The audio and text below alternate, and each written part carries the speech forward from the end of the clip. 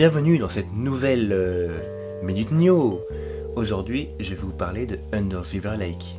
Et pour mieux en parler, je vais faire déjà un gros aparté à propos d'une revue qui est sortie récemment qui s'appelle Carbone. Dans son premier numéro, de printemps 2018, et toujours trouvable en librairie spécialisée, Gilbert Joseph et sur le net, la revue Carbone s'était donnée comme thème principal celui des cartes au trésor. Promesse, je cite, d'un motif ludique et génial, par lequel remontait une histoire de la géographie et ses technologies successives. Surtout, elle est le révélateur d'une représentation du monde, le moment clé où l'ancien et le moderne se rejoignent dans un désir de science, fiction et d'aventure qui n'est d'autre qu'un appel vers l'imaginaire comme l'infini. L'un des articles traite d'ailleurs de la saga The Legend of Zelda et son système de cartes à même de plus ou moins orienter le joueur dans de vastes terrains à explorer ardemment. J'ouvre à nouveau les guillemets, citation de la revue.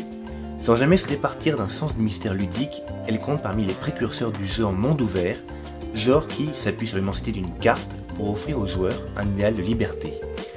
Cependant, le projet de Zelda est ailleurs. Il s'agit, à travers une infinité de chasse au trésor, de nous porter à l'intention d'un monde façonné de toutes pièces, et toujours plus loin. Et pourtant, la carte du monde s'arrête davantage qu'une simple passerelle. Son foisonnement de signes et d'indices, de passages secrets de déviations, de formes émergentes ou d'épiphanies en font le lieu privilégié d'une promenade attentive.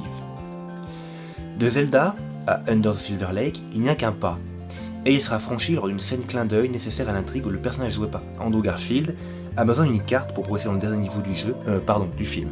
Carte qui s'agit normalement en plus d'être celle de The Legend of Zelda. Le film est assez riche, et en l'occurrence il se présente de plusieurs manières. C'est d'abord une traversée des couches recouvrant le monde à la manière d'un voyage en interzone.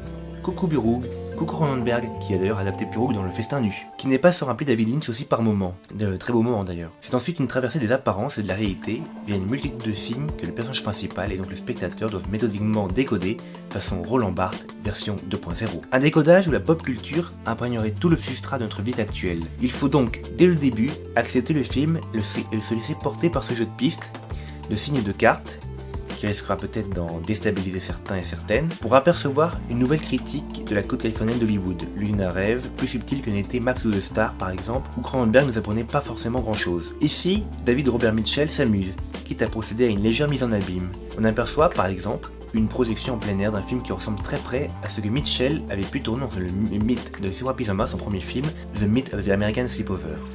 Or, non loin des spectateurs, on remarque trois personnages adressés à la tombe d'Hitchcock, notamment deux de ses propres actrices qui jugent le film un brin blasé.